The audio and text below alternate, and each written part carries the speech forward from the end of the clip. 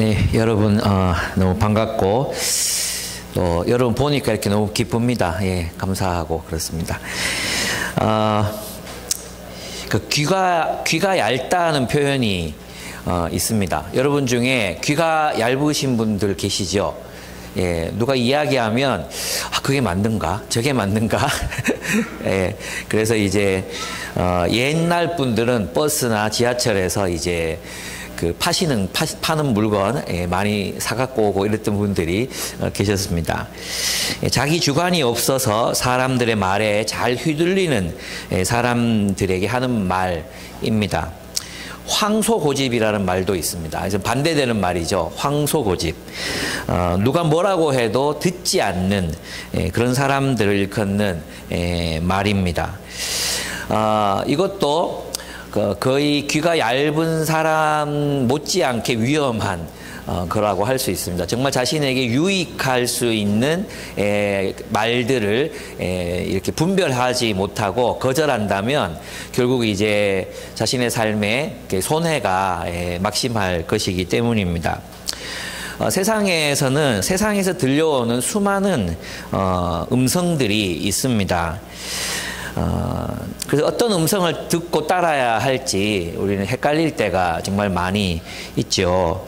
그리스도인은 그 수많은 음성들 가운데 주님의 음성을 듣고 또 분별할 줄 아는 사람들이 바로 그리스도인이라고 할 수 있습니다. 오늘 본문에도 보면 양들은 주님의 목자의 음성을 알아듣는다고 말했잖아요. 진정한 의미의 그리스도인들은 주님의 음성을 듣고 분별해서 선택해서 살아가는 사람들이 바로 그리스도인이라고 할 수 있습니다. 여러분 살면서 있잖아요. 진짜 중요한 게 뭐라고 생각하십니까? 인생에서 정말 중요한 것. 그것은 분별력입니다. 성경에서 말하는 지혜라고도 하지만 정말 이제 분별력이라고 말할 수 있습니다. 여러분들이 만약 살아가면서 선한 사람과 악한 사람을 분별하지 못하면 삶이 불행해질 수밖에 없습니다. 행복할 수 있으려면 선하고 지혜로운 사람들을 가까이 하고 악인들을 멀리 해야 되는데 많은 사람들이 악인을 가까이 하고 선하고 지혜로운 사람들을 물리치는 경향이 있습니다. 그런 사람들은 결국 인생이 불행해질 수밖에 없습니다. 왜냐하면 악인들은 우리를 돌보거나 보호하거나 또 의지할 만한 그런 대상이 되지 못하기 때문입니다. 그래서 주님은 주기도문에서 우리에게 가르치신 그 주기도문에서 마지막 정말 중요한 단락에서 다만 악에서 구하옵소서라고 기도하라고 말씀하셨던 것입니다. 이 악에서 구해달라는 이 기도, 이 청원은 악인들에게서 우리를 지켜달라는 말씀입니다. 근데 사실 보면 우리가 악하기 때문에 악인들에게 끌리는 거거든요. 악한 사람이 악인에게 끌립니다. 그래서 보면 이제 형제들도 그렇고 자매들도 그렇고 분명히 저 사람 악한 사람인데 늘 보면 악한 사람들에게과 사랑에 빠지는 사람들이 있습니다. 악한 사람들을 누가 봐도 이기적이고 악한 사람인데 그런 사람에게 마음이 끌리는 사람도 있어요. 안 됐죠. 그러나 결국 자세히 들여다보면 그 마음이 악인에게 이제 끌리는 마음, 그런 어떤 자신 안에 있는 악이 있기 때문에 또 그렇게 끌린다고 할 수 있습니다. 오늘 본문을 보면 양들은 주인의 목소리를 구별할 수 있다고 합니다. 참 신기한 능력이죠. 그래서 실제로 그 팔레스타인 지방에서 이제 목동들하고 양들이 이렇게 가는데 다른 주인들이 아무리 막 부르고 해도 양들은 꼼짝도 안 하고 있더라고요. 근데 주인이 나타나서 휘슬을 불거나 또는 뭐 목소리를 이렇게 내면 신기하게 그 자기 주인을 따라가더라고요. 이게 바로 양들의 신비한 능력인 것 같아요. 선한 목자는 양들을 사랑합니다. 그렇기 때문에 양들을 맹수로부터 도둑들로부터 지켜줍니다. 그리고 양떼를 몰아 푸른 조장으로 또 쉴만한 물가로 인도하지요. 반면에 싹군인 목자들은 자기 자신이 가장 중요하기 때문에 양떼들을 잡아먹고 양떼들을 먹이지 않고 돌보지 않습니다. 세상에 유명한 철학자들, 유명한 정치가들, 또 유명한 어떤 권력자들이 있습니다. 그러나 그 철학자들은 여러분을 돌보지 않습니다. 예, 그 권력자들이 여러분 개인의 삶에 관심이 있는 것도 아닙니다. 정말 우리는 좋은 왕, 좋은 지도자이신 선한 목자이신 예수 그리스도를 따라갈 때 우리가 그분을 믿고 신뢰하고 따라갈 수 있는 이유가 무엇입니까? 그가 우리를 사랑하신다는 것입니다. 그의 말씀이 진리에 그치는 것이 아니라 그 진리의 말씀으로 우리를 인도하고 우리를 풍성한 삶으로 이끌어 가시는 분이 바로 예수 그리스도이십니다. 그분이 우리를 향한 사랑을 확증하셨습니다. 십자가에서 우리에 대한 사랑을 확증하셨습니다. 선한 목자이신 그분의 음성을 듣지 않는다면 우리가 누구의 음성을 듣게 되겠습니까? 결국은 세상의 수많은 음성들 가운데 하나일 것입니다. 여러분, 예수님께서 오늘 이 본문의 배경이 되고 있는 말씀이 있습니다. 예수님께서 자신을 선한 목자라고 말씀하시는 데는 에스겔서에 나타나 있는 예언, 그 선한 목자를 하나님이 선한 목자를 주시겠다고 한 예언에 따라 지금 예수님은 자신을 선한 목자라고 소개하고 계십니다. 하나님은 에스겔서를 통해서 하나님이 선한 목자를 주시겠다고 약속하셨습니다. 에스겔서 34장을 보면 고대 이스라엘의 지도자들에 대해 하나님이 이제 심판하실 것을 기록하고 있습니다.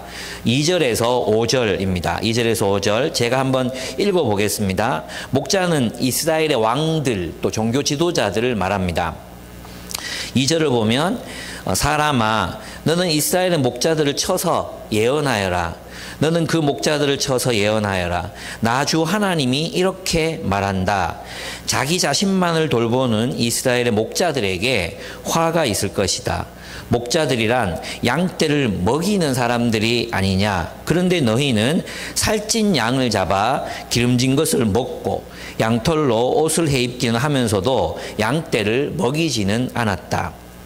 너희는 약한 양들을 튼튼하게 키워주지 않았으며 병든 것을 고쳐주지 않았으며 다리가 부러지고 상한 것을 싸매어 주지 않았으며 흩어진 것을 모으지 않았으며 잃어버린 것을 찾지 않았다. 오히려 너희는 양떼를 강압과 폭력으로 다스렸다.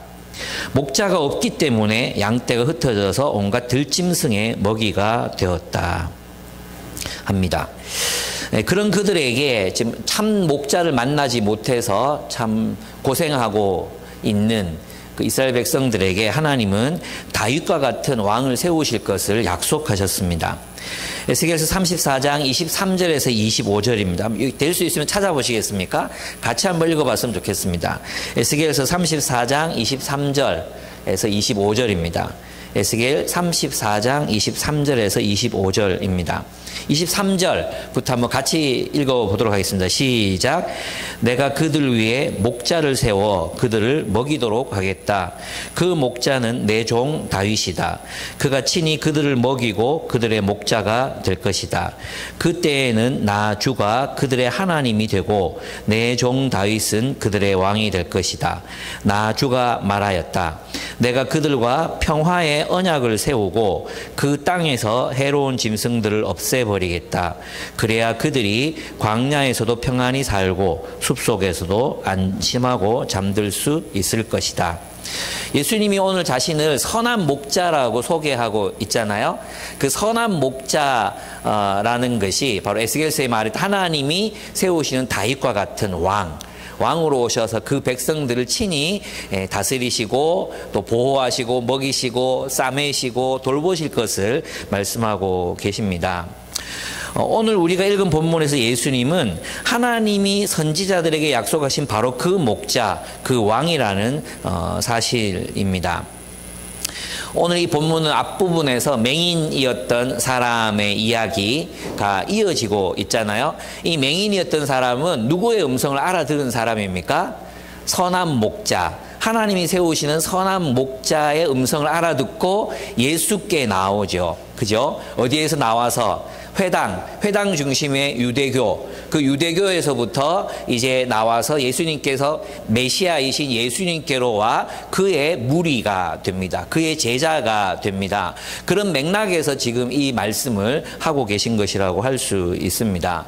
그래서 그 맹인이었던 사람은 목자이신 예수 그리스도의 음성에 응답한 사람이고, 유대인들은 그 음성을 알아듣지 못한 사람들로 지금 예수님께서는 말씀하고 계신 것입니다. 그래서 1절과 2절을 보면 먼저 예수님은 자신을 하나님이 보내신 메시아라고 말씀하십니다. 목자들은 낮에는 양을 몰고 푸른 초장과 또 쉴만한 물가로 양떼들을 데리고 갔다가 밤이 되면 그 양떼를 또 이끌고 와서 그들을 지키기 위해 만들어 놓은 우리의 양들을 몰아넣어서 맹수들과 도둑들로부터 양들을 지킵니다. 아침이 되면 이제 목자들이 자기 숙소에서 나와서 문으로 들어갈 때 문지기, 그때 이제 당직이었던 문지기가 그가 도둑인지 낯선 사람인지 진짜 양들의 목자인지를 알아보고 문을 열어줍니다. 그러면 그 우리 안에는 여러 양떼들이 있거든요. 여러 양떼들.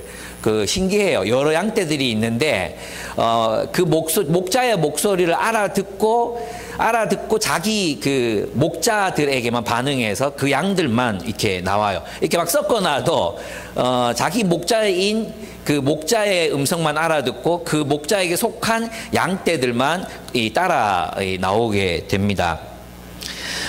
신기하죠. 그래 그들을 이끌고 다시 초원, 그들이 먹고 뛰고 쉬고 배부르고 이렇게 자고 그럴 수 있는 곳으로 데려갑니다. 이 본문에서 이제 문지기는 누구이겠습니까? 문지기는 하나님입니다. 그래서 여러분 있잖아요. 1절에서 6절에 나오는 문지기, 또 선한 목자는 뭐 동일한데, 문이라는 거 있잖아요. 그게 이제 7절부터 나오는 것과 이렇게 완전하게 평행을 이루거나 대꾸가 탁 맞는 게 아니에요.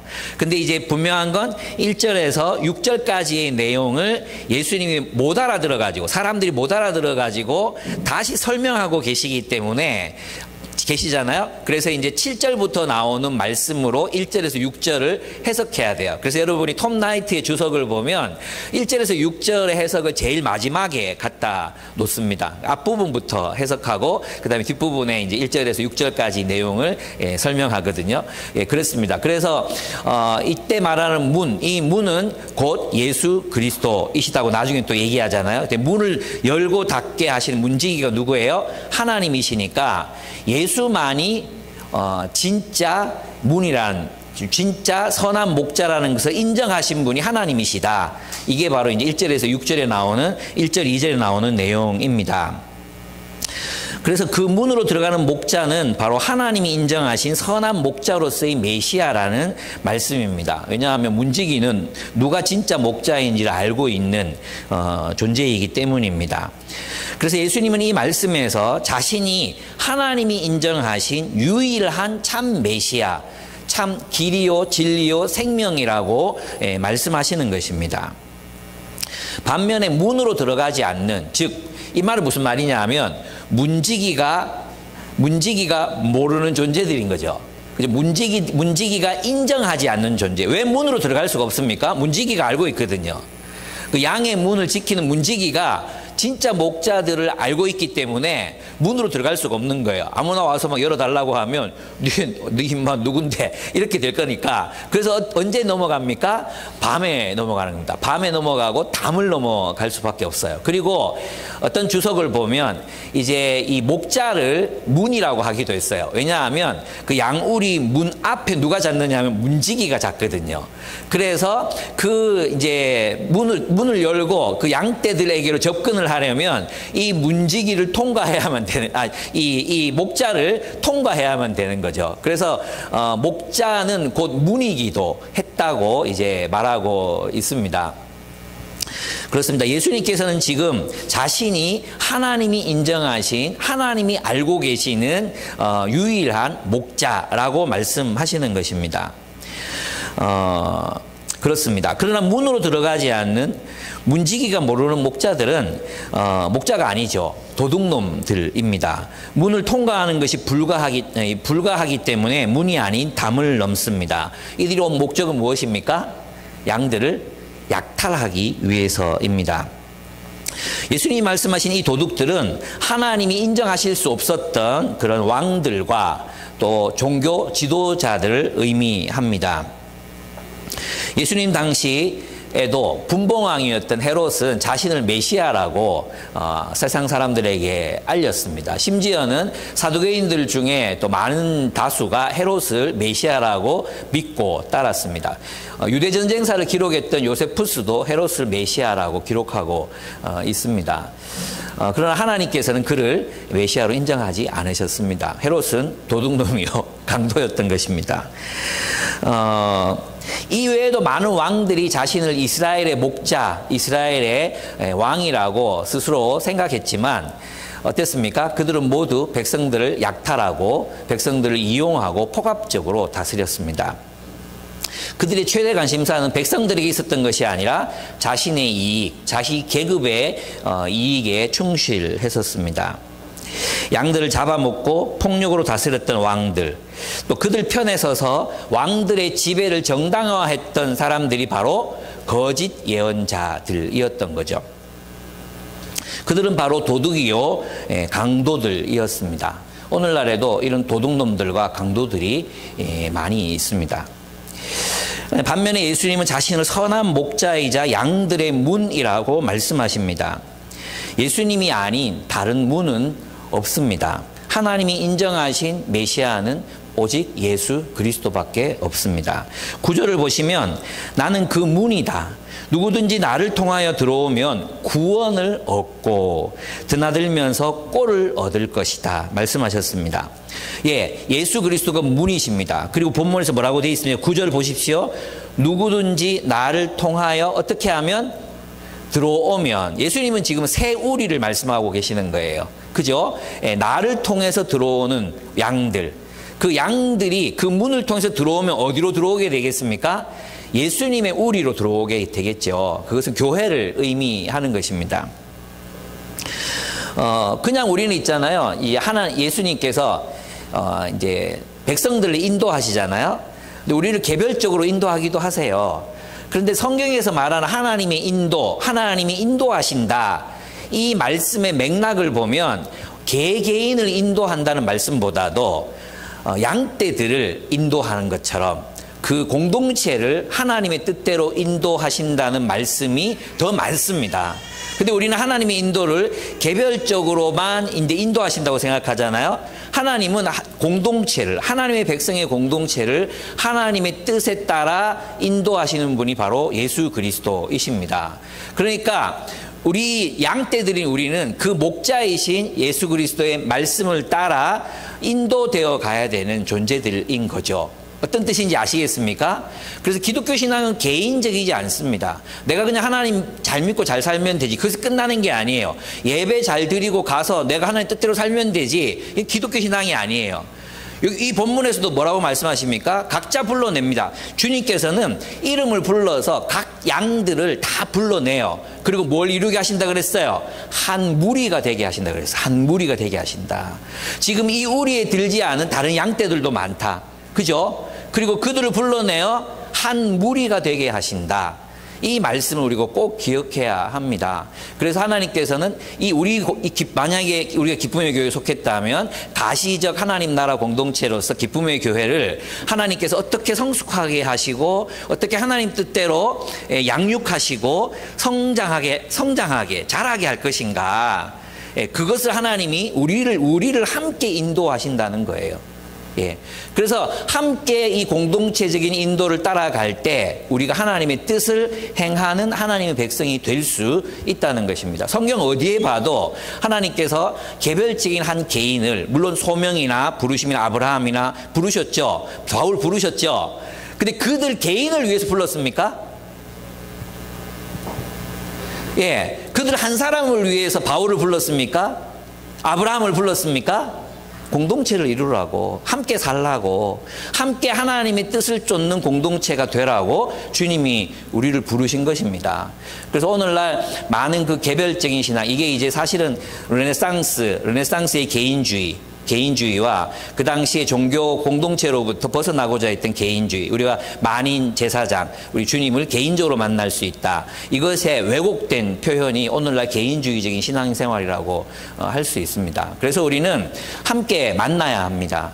함께 만나고, 함께 밥 먹고, 함께 말씀을 나누고, 함께 교제하고, 그런 가운데 하나님의 인도가 우리에게 주어지는 것이지, 각 개인들의 삶을 위해서 하나님이 우리 인도하신다든지, 그런 것은 성경에 나오지 않습니다. 그렇습니다. 그래서 예수 그리스도는 문을 통해서 우리가 들어가는 것은 바로 예수님을 따르는 제자들의 공동체인 교회라는 우리입니다. 유대교라는 우리를 떠나 예수 그리스도의 공동체로 들어가게 되는 것입니다. 그래서 주님께서는 바로 그런 자들, 당신을 따르는 제자들에게 구원을 주시고 풍성한 꼴을 먹여주신다고 약속하셨습니다. 셋째, 예수님은, 그래서 첫 번째 뭐라 했습니까? 예수님은, 첫 번째, 미안합니다. 하나님이 선한 목자를 주실 것이라는 예언에 따라 예수님이 오셨다. 그죠? 그 다음에 두 번째, 예수님은 자신을 하나님이 보내신 메시아라고 말씀하신다. 세 번째는 예수님은 선한 목자라고 말씀하십니다. 예수님은 선한 목자이십니다. 선한 목자이신 예수님께서는 양떼를 이끄십니다. 근데 참 신기합니다. 양떼를 이끄는데 그냥 집단으로 그냥 이끄는 게 아니라 하나하나 이름을 붙여주고 그들을 그 무리로 이끌어 내십니다. 본문을 보시면 양떼들의 이름을 하나하나 불러서 이끌고 나간다. 누구를요? 양떼를. 그죠? 주님이 부르심은 개별적이에요. 주님은 우리 이름, 명훈아, 또 우리 뭐 병찬아, 명은아, 뭐 이렇게 주님이 개별적으로 우리를 부르십니다. 부르셔서 이끌고 나갈 때는 공동체로 그 양떼들을 데리고 간다는 거예요. 그렇습니다. 예수님은 우리를 개인적으로 아시고 돌보십니다. 그리고 우리를 한 무리로 불러내셔서 앞에서 우리를 이끌어 주십니다. 그래서 우리 공동체는 하나님의 뜻, 인도를 잘 받아가는 교회가, 교회 공동체가 되어야 하는 거죠. 하나님의 말씀의 인도를 받는 교회 공동체가 되어야 한다는 것입니다.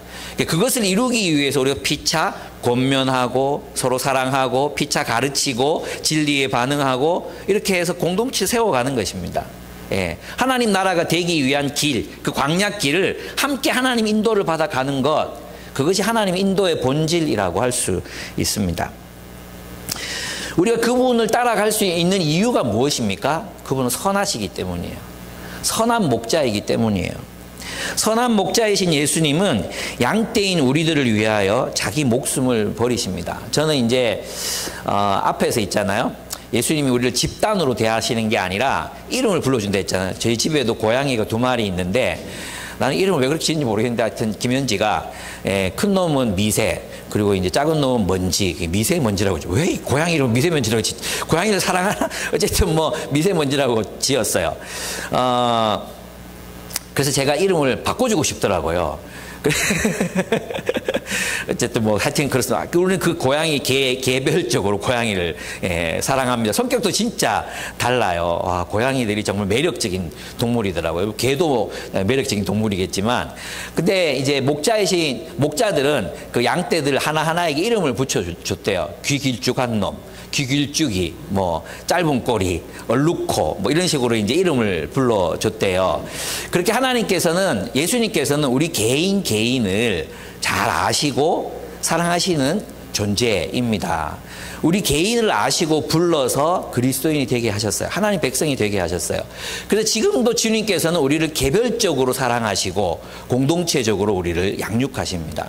우리 한 사람 한 사람을 주님이 사랑하십니다. 한 사람 한 사람.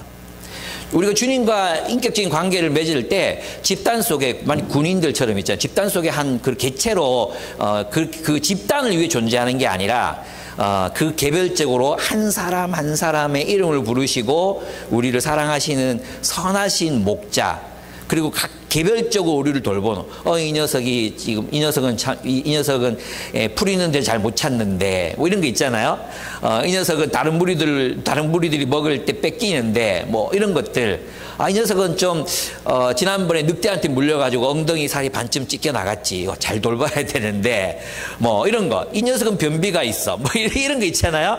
우리 주님께서는 우리 한 사람 한 사람을 개별적으로 아시고, 또 함께 이끄시는 분이 바로 우리 예수 그리스도이십니다. 그분은 선하신 목자이십니다. 그래서 여러분 있잖아요. 주님이 내 일에 관심이 있을까? 주님이 신앙 좋은 정해진의 기도는 들으실 것 같은데 신앙 없는 나의 기도는 들으시지 않으실 것 같고, 나는 안 돌보실 것 같고, 나는 모른 척하고 계시는 것 같고, 나는 그냥 수십억 그리스도인들 중에, 수십억 하나님 백성 중에 그냥 한 사람, 나를 알까? 나를 알기나 할까? 구자윤을 알까? 우리는 그런 어떤 의심들을 하잖아요. 예수님께서 자신을 말씀하시면서 선하신 목자라 말씀하시면서 우리 한 사람 한 사람 이름을 알고, 우리가 어떻게 싸매임을 당해야 될지, 무엇이 치유돼야 될지, 어떻게 해야 건강하게 세워질지 주님은 알고 계시고 또 사랑하신다고 말씀하고 계십니다. 그분 어떻게 선한 목자가 되십니까? 선한 목자이신 예수님은 양떼인 우리들을 위하여 자기 목숨을 버리십니다. 그리고 정말로 자기 목숨을 버리셨습니다. 선한 목자는 양떼들을 잡아먹는 맹수들과 싸웁니다. 자기 목숨을 걸고 싸웁니다. 그리고 도둑들과 싸워서 양떼들을 지킵니다. 선한 목자는 목숨을 버리는 한이 있어도 양을 지켜냅니다. 선한 목자이신 예수께서는 우리를 지키시기 위해서 싸우셨습니다. 이 세상의 악과 싸우시고 악인들과 싸우시고 선으로 악을 이기시고, 그리고 죽기까지 우리를 너무 사랑하셔서 그분이 십자가에 못 박혀 죽기까지 우리를 책임지시고 지키시고 돌보셨습니다. 이것이 주님의 우리를 향하신 사랑입니다. 예수님은 정말로 그렇게 하셨습니다. 목숨을 버리는 한이 있더라도 자기 양떼들을 포기하지 않으신 분이 바로 예수 그리스도이십니다. 우리 예수님께서 죽기 위해 오셨다는 이 말 한마디 때문에 죽기 위해 오셨으니까 자기 운명을 다한 거겠지, 이렇게 생각합니다. 그렇지 않습니다. 주님은 우리를 지키기 위해서 죽으셨습니다. 싸우다가 이 세상의 악, 이 세상의 보복, 이 세상의 잔인함, 이 세상의 거짓, 그리고 거짓된 지도자들, 그들과 맞서 선한 싸움을 끝까지 우리를 지키기 위해서 싸우시다가 십자가에서 죽으셨습니다. 17절과 18절을 한번 같이 읽어보겠습니다. 같이 17절을 한번 읽어보겠습니다. 요한복음 10장 17절입니다. 시작. 아버지께서 나를 사랑하신다. 그것은 내가 목숨을 다시 얻으려고 내 목숨을 기꺼이 버리기 때문이다. 아무도 내게서 내 목숨을 빼앗아가지 못한다. 나는 스스로 원해서 내 목숨을 버린다. 나는 목숨을 버릴 권세도 있고 다시 얻을 권세도 있다. 그렇습니다. 주님께서 이렇게 자신의 목숨을 스스로 버리신 것은 선한 목자이시기 때문이었습니다. 그러나 싹군인 목자들은 늑대가 나타나면 양들을 버리고 달아납니다. 그의 관심은 자기 자신에게 있지 양들에게 있지 않습니다. 그리고 늑대는 양떼들을 흩어버리죠. 14절과 15절을 보면 이제 선한 목자이신 예수님은 우리를 아십니다. 선한 목자이신 예수님은 제가 이제 여러분이 잘 못 알아듣게 말한 것 같아요. 첫째, 선한 목자이신 예수님은 양떼들을 인도하십니다. 두 번째는 선한 목자이신 예수님은 우리들을 위해 자기 목숨을 버리기까지 사랑하십니다. 그리고 세 번째, 선한 목자이신 예수님은 우리를 인격적으로 아십니다. 나는 14절 보시면 나는 선한 목자이다. 나는 내 양들을 알고 내 양들은 나를 안다. 이 안다가 야다거든, 야다. 그래서 여기서 인격적으로 아는 것을 말합니다. 그것은 마치 아버지께서 나를 아시고 내가 아버지를 아는 것과 같다. 이렇게 주님이 말씀하십니다. 즉 선한 목자이신 예수님은 마치 하나님이 그 성자이신 예수 그리스도와 인격적으로 교제하듯이 양들 한 사람 하나님의 백성 제자들이 우리 한 사람 한 사람과 교제하시는 분이, 그렇게 우리를 아시는 분이 예수 그리스도 선한 목자라는 거예요. 선한 목자는 우리 한 사람 한 사람을 사랑하고 사랑할 뿐만 아니라 교제하기를 원하십니다. 교제. 우리를 만나서 자신을 알려주고 그들을 알고 싶어 하십니다. 주님은 우리와 교제하기를 원하십니다. 진짜 양들, 내 양들, 예수님의 양들은 주님과 교제해서 그분을 압니다. 여러분 주님이 정말 종말의 날에 오시면 여러분 예수님의 음성을 알아들으실 수 있겠습니까? 예수님이 이제 알아보시겠습니까? 다른 데 막 달려가가지고 예수님 이럴 수 있지 않을까? 저는 그게 사실 좀 걱정돼요. 내가 주님 오셨을 때 주님을 알아볼 수 있을까? 나 베드로인데 그러지는 않을까? 누가 알아볼 수 있겠습니까? 예, 계속 주님과 교제해 온 사람들이 주님을 알아볼 수 있습니다. 주님을 만난 사람들, 주님의 음성에 귀를 기울이고 그 음성을 듣고 주님을 알아간 사람들. 여러분은 종교 생활을 하고 계십니까? 아니면 주님과 교제하는 신앙생활을 하고 계십니까? 그저 예배드리고 그저 뭐 소그룹 참여하고 뭐 이러면 우리 신앙생활이 끝났다고 생각하는 거 아닙니까? 내가 할 거 다 했다. 내가 기독교인으로서 내가 할 거 다 했다. 정말 중요한 게 뭔지 아십니까? 주님과의 개인적이고 은밀한 만남입니다.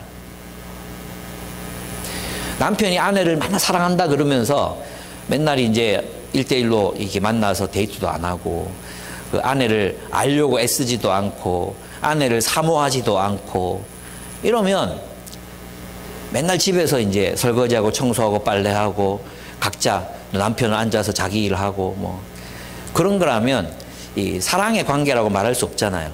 그런 부분은 곧 이혼할 겁니다. 교제가 있어야죠, 교제. 그죠? 서로를 알아야 되잖아요.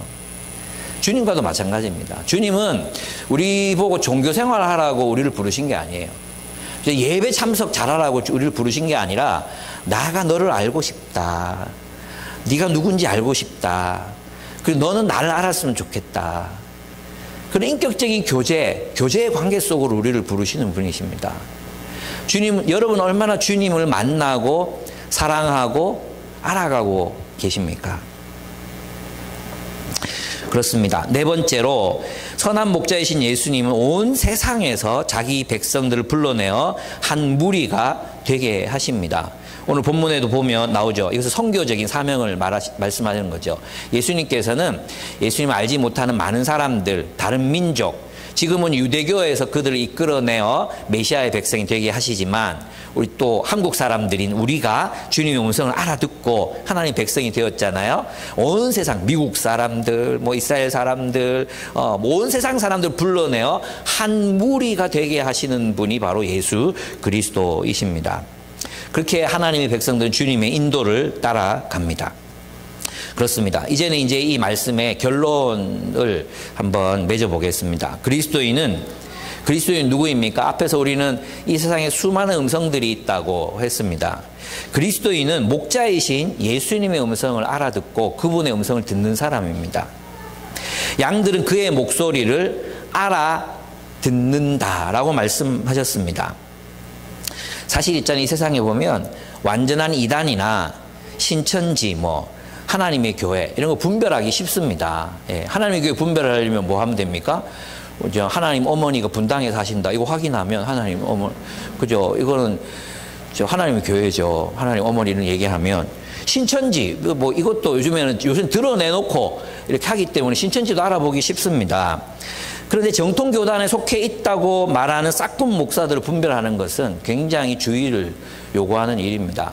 여러분 오늘 본문에 나오지만 결국은 어떤 지도자를 만나는가가 우리 인생을 어떻게 행복하거나 불행하게 만드는 데 굉장히 중요한 요건이 됩니다. 아시죠? 내가 이름을 잊어버렸는데 하나님께서 어떤 남태평양의 섬 사가지고 거기 하나님 천국을 만들려고 하셨다. 그래서 자기 교인들 이주시켜가지고 강제 노동시키고 말 안 들으면 뺨 때리고, 그죠? 그런 일들이 지금도 일어나고 있잖아요. 완전 이단이죠, 이단. 그러면 그 사람들은 뭐가 됩니까? 정말 그 희생양이 되는 거잖아요. 그래서 진짜 우리가 누구의 음성을 들을 것인가, 이거 정말로 중요한 것 같아요. 정광훈 씨가 재개발로 500억을 받아냈습니다. 그래서 이제 저 500억으로 교회 크게 짓겠구나 이렇게 생각했거든요. 근데 그리고 나서 하는 말이 뭔지 아십니까? 성전 건축은 성도들이 헌금으로 하는 거지 재개발 비용으로 하는 게 아니다. 골 때리죠. 야, 그런데도 아직도 정광훈이 목사라고 믿는 사람들이 있어요. 재개발로 비용 받은 거 그거는 지 거라는 거예요. 그리고 나머지는 성전 건축 성도들 헌금으로 하는 거, 이걸로 성전 건축 안 할 거라는 거예요. 성전이 교회 건물 건축하는 거죠. 말이 됩니까? 근데 아직도 정광훈이 선지자라고 믿고 있는 한국교회 넉나간 목사들이 진짜 많습니다. 여러분 주변 친구들 중에 그런 목사가 인도하는 교회 다니는 친구들이 있으면 빨리 나오라고 하십시오. 그것은 양의 우리가 아니라 늑대 1위들의 우리입니다. 그러니까 기자 패고 그러잖아요. 그리스도인이 어떻게 폭력을 행사할 수 있습니까? 기자 패고 막, 그것도 여성 기자를, 힘없는 여성 기자를 머리 끄댕이를 붙잡아가지고 패댕겨 치고, 이런 게 무슨 기독교인이라고 할 수 있겠습니까? 요즘의 유행인 이 전태식 목사라는 사이비 이단도 있습니다. 이 사람은 CTS 이사이기도 합니다. 많은 요즘 이 사람의 세미나에 누가 몰려가는지 아십니까? 목사와 사모들이 막 몰려갑니다. 그리고 막 배우고, 우리 지방에도 한 가정이 지금 풍비박산 나게 생겼습니다. 아바드 성경 공부라고 들어보셨습니까? 아바드 성경 공부? 예, 안 들어보시죠. 우리는 참 다행인 것 같아요. 이런데 우리한테 달려드는 이단들이 별로 없어. 이 사람은 아직도 정통교회 안에 있다고 스스로 말하는 사람이에요. 근데 합신이 이단 조직위원회에서는 이단이라고 정죄했지만, 저희 지방에도 한 절반 정도 목사와 사모들이 여기 추종합니다. 주장이 뭐냐 하면 이런 겁니다. 건물이 교회라는 거예요. 그러면 뭐가 다음에 따라 나온 논리적 귀결이겠어요?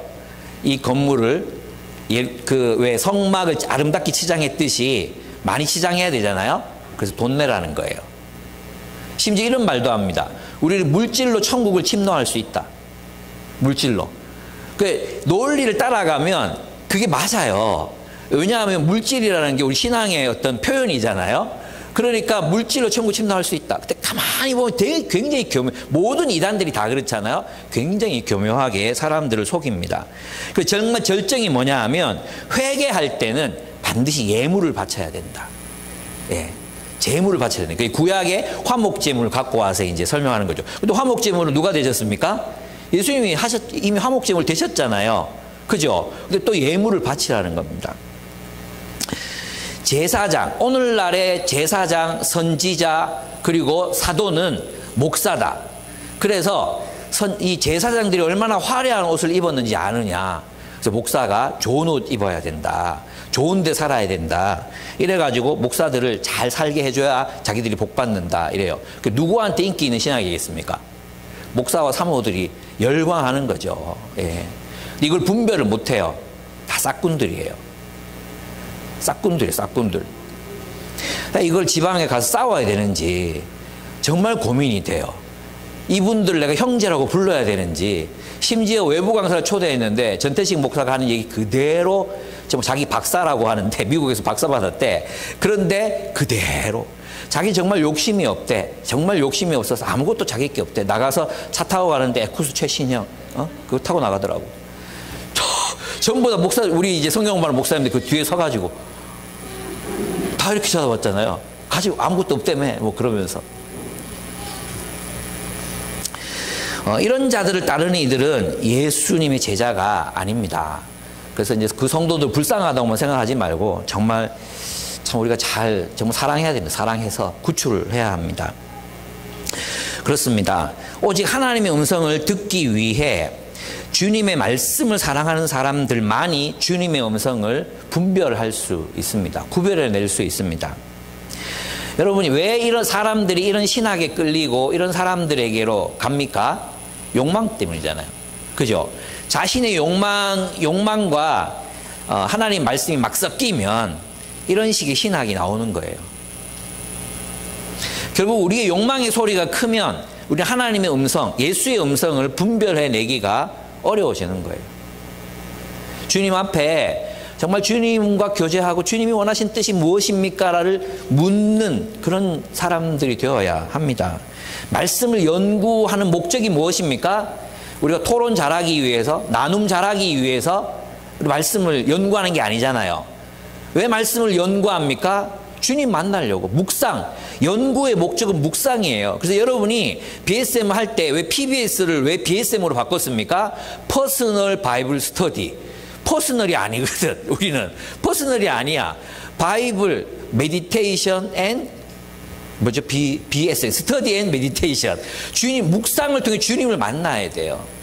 주님을 알아가야 돼. 주님의 마음을 알아가는 게 우리가 말씀을 연구하는 목적이에요. 연구하고 묵상으로까지 가야 돼. 근데 연구하는 데만 그치면 그거 가지고 우리 뭐 하는 거예요? 그냥 자기 주장, 그리고 자기 지식, 자기 신학 이런 거 뽐내는 시간밖에 안 되잖아요. 그리고 있잖아요. 여러분 좀 이제 신앙생활 이 정도 했으면 BSM 하나도 안 해와도 설교만 듣고도 이 본문 내용 딱 핵심 깨닫고, 그죠? 나눔 잘할 수 있어. 나눔 잘해. 그런 게 위선인 거예요. 우리가 정말 개인적으로 주님을 사랑하고 주님을 만나고 주님을 알아가야 돼. 주님을 알아가고 주님을 사랑함 없이 아무리 우리가 가진 신학 지식, 그 성경 지식을 뽐내본들 주님이 나를 모른다 하는데 그게 무슨 상관이 있겠습니까?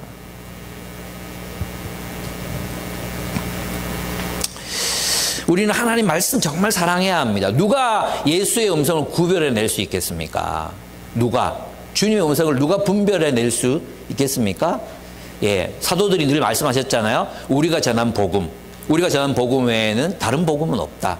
그래서 그 복음을 연구하고 깨달아 알아가라고, 그래서 주님의 음성을 분별하고 거짓 교사들을 내치라고 그렇게 말씀하고 있었지 않습니까? 그래서 말씀을 묵상해야 됩니다. 혼자 하면 딱 이단되기 쉬워요. 혼자 퍼스널하게 그냥 성경 연구했던 사람들이 대부분 교만해지거든요. 예, 성경 백독했다 뭐 이런 거 있잖아요. 예, 그런 게 아닌 거예요. 함께 해야 돼. 함께. 우리가 왜 소그룹으로 모이느냐? 함께 피차 권면하고 피차 가르치라고 성경이 말했잖아요. 피차 가르치고 권면하려면 어떻게 모여야죠. 그죠? 같이 모여서 같이 하나님 자기가 깨달은 말씀을 나누고, 그거는 내가 볼 때 좀 잘못한 것 같아. 여러분 있잖아. 생각해봐요. 지금 이 유대인들과 예수님이 첨예하게 대립하고 있는 이유가 뭐예요? 구약을 어떻게 해석할 것인가예요. 그죠? 구약을 어떻게 해석할 것인가가 예수와 유대인들을 첨예하게 대립하게 만들었다는 거예요. 예수님이 하나님과 함께 계셨기 때문에 예수님의 이해가 정확하죠. 예. 우리가 왜 모입니까? 우리가 왜 함께 모여서 성경을 연구하고 묵상하는 걸 나누어야 합니까? 분별을 위해서요. 분별을 위해서. 하나님의 뜻을 분별하기 위해서. 예, 피차 가르치고 권면하는 것입니다. 그래서 여러분 함께 만나야 합니다. 모임을 귀하게 여기고, 여러분 그래서 있잖아요. BSM, 성경을 연구하고 묵상해 오신 분들은 설교 시간에도 자세가 달라요. 내가 연구한 이 말씀과 묵상한 말씀과 이 목사님의 메시지가 어떻게 다른가? 요건 내가 좀 더 잘 본 것 같아. 요런 느낌 받아보셨죠?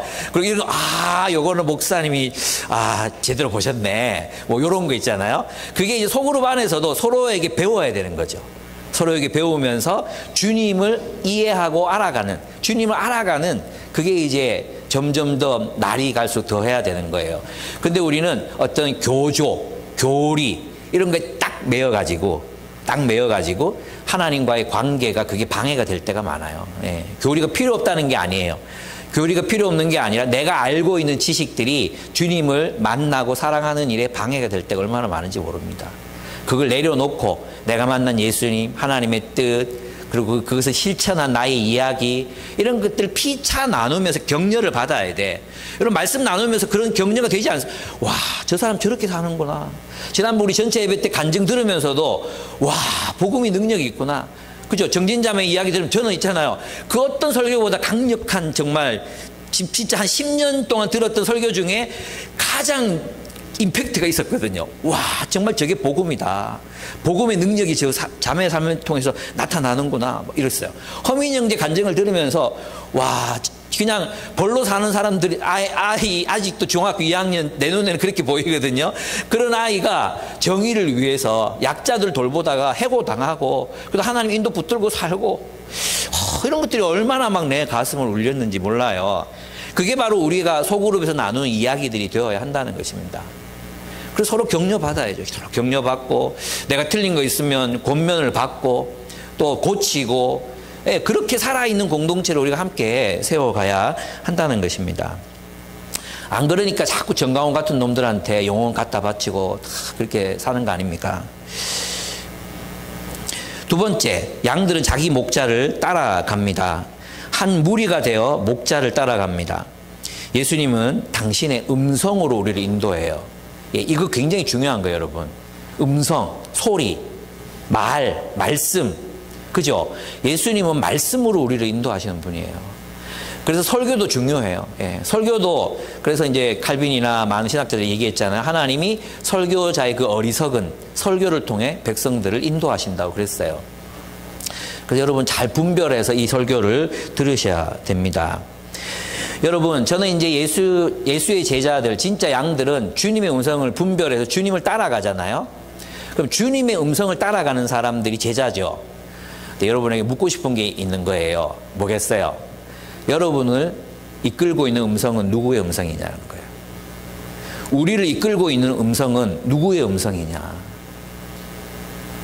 주님의 음성인지, 내 욕망의 소리인지, 주님의 음성인지, 내 완전주의로부터 나오는 죄책감인지, 주님의 음성인지, 이 자본주의 세상에서 말하는 성공주의의 음성, 부자 엄마, 부자 되기, 뭐 이런 거. 그런데 우리가 따라가고 있는 건 아닌지, 내가 귀를 기울이고 결국은 복종하게 되는 그 음성은 누구의 음성입니까? 여러분, 누구의 음성을 듣고 따라가고 있습니까? 잘 들여다보셔야 합니다. 과연 그것이 주님의 음성인가? 주님이 말씀하셔서 내가 그것을 듣고 따라가고 있는가를 날마다 묵상하셔야 합니다. 예, 여러분, 이 세상은 우리에게 구원을 줄 수 있다고 말하는 것들이 이 세상에 있습니다. 돈입니다. 사람들은 돈으로 건강도, 행복도, 우정도 살 수 있다고 믿습니다. 그러나 이것은 거짓말입니다. 국가입니다. 국가. 세상 사람들은 정치가 우리를 구원할 수 있다고 생각합니다. 그래서 정치에 목을 매답니다. 정치에 목을 매달아요. 마치 무슨 좌파 정부가 들어서면 국가가 망할 것처럼 생각해요. 그리고 그것이 그리스도인들의 삶에 아주 지대한 영향을 미칠 것처럼 생각합니다. 기독교인들은 공산주의 정부가 들어서든 자본주의 정부가 들어서든 예수를 왕으로 모시고 따르고 살면 됩니다. 어떤 정부를 세우시는 것은 누구 손에 있습니까? 하나님 손에 있습니다. 그럼 하나님 손에 달린 거예요. 왕의 자리를 주기도 하고 왕의 자리를 빼앗기도 하고 하나님이 하시는 겁니다. 우리는 그 안에서 그 어떤 정부가 들어섰든 그 안에서 하나님의 뜻을 준행하는 삶을 살면 되는 거예요. 그리고 그 국가가 불의한 일, 정의롭지 못한 일, 사람들을 속이는 일, 거짓말하는 일, 바이든이냐 날리면이냐 진짜 내 기가 막혀가지고 이런 거짓말들로 사람들을 현혹하고 하는 것에 대해서는 우리가 유배지를 사는 정의로운 백성으로서 말해야 되는 거. 거짓말이다. 말해야 되는 거죠. 우리가 그 인지 부조화라고 얘기했잖아요. 자신의 욕망을 정당화하고 자기가 믿는 걸 정당화하기 위해서 팩트를 바꾸는 거. 그리스도인들은 철저하게 팩트, 사실이 뭐냐, 여기에 근거해서 판단을 해야지 자기 믿음을 정당화하기 위해서 팩트를 바꾸면 안 돼요. 그건 그리스도인의 자세가 아닙니다. 여러분, 제가 지금 말씀드리는 건 뭐냐 하면 어떤 사람들은 돈, 국가, 쾌락, 자기 듣고 싶은 성공의 이야기, 이런 이야기가 결국은 그들을 지배하는 음성이라는 거죠. 결국 우리는 누군가의 음성에 지배당하고 복종하면서 살아갑니다. 그죠? 여러분의 귀에 크게 들리고 있는 음성은 무엇입니까? 주님의 음성입니까? 주님의 음성이 크게 들리려면 어떻게 해야 되겠습니까? 주님과 가까이 있어야 됩니다. 주님의 말씀을 듣기 위해서 성경을 들여다보고 주님 내게 말씀하여 주옵소서. 주님 내 눈을 여셔서 이 말씀의 기이한 것들을 보게 해 주시옵소서. 이것이 돼야 됩니다. 설교는요. 설교는 저는 그렇게 생각합니다. 이 본문의 이 위대함을 드러내는 설교를 해야 된다고 생각해요. 설교가 위대한 게 아니라, 설교 그 자체가 아니라, 나중에 성경을 읽을 때 이 본문이 살아서 움직이게 하는 설교, 내 설교, 김유본 목사의 설교, 이런 설교를 저는 여러분이 들으셔야 된다고 생각합니다. 네. 그렇습니다. 여러분, 이제 세 번째, 이제 양들은 자기 목자를 안다고 말했잖아요. 마치 예수님이 하나님을 알고 하나님이 예수님을 알듯이 인격적으로 교제합니다. 저희 지방의 성경 공부에서 한 목사님이 들려주신 이야기입니다. 하나님을 너무 보고 싶었대요. 하나님을 너무 보고 싶어가지고, 하나님, 제발 한 번만 나에게 나타나 주십시오. 한 번만 나에게 나타나 주십시오. 이렇게 기도를 정말 열심히 드렸어요. 이분이 하루에 9시간씩 기도하셨던 분이거든요. 어떤 분인지 아시겠죠? 하나님, 정말 하나님 한 번만 나타나 주십시오. 그리고 잠이 들었는데 정말 예수님이 나타나셨대요. 그리고 이렇게 말씀하셨답니다. 성경에 다 있다. 성경에 다 있다. 그래가지고 이 양반이 그때부터 생각이 바뀐 거예요. 그때부터. 예, 성경에 다 있다. 엉뚱한 데서 있잖아요. 아모스 있는 말씀처럼 이 샘물은 여기 있는데 엉뚱한 데서 자꾸 우리는 다른 걸 길어내려고 하잖아요. 성경에 다 있다. 우리는 주님과의 교제를 위해 말씀을 연구하고 묵상하는 사람이지 연구 그 자체가 목적이 되는 사람들이 아니에요. 그죠? 그리고 여러분의 BSM 말씀을 연구하고 묵상하는 시간이 주님을 만나는 시간이 됐으면 좋겠어요. 연구했으면 그 말씀을 붙들고, 그래서 이제 월요일이나 화요일에 BSM을 하라는 거예요. 그리고 일주일 내내 그 말씀을 붙들고 곱씹고 떠올리고 말씀에 창념해서 살잖아요. 그럼 그 말씀이 여러분을 인도하는 걸 느낄 거예요. 아, 이 순간을 위해서 주님이 그 말씀 내게 주셨구나. 이 말씀 가지고 살라고 하시는구나. 정말로 놀랍게 그 말씀 안에서 통합되는 경험들 여러분 하시게 될 겁니다. 주님과의 교제. 그래서 주님을 알고 주님을 사랑하기 위해서 말씀을 연구하고 묵상하셔야 됩니다. 그렇습니다.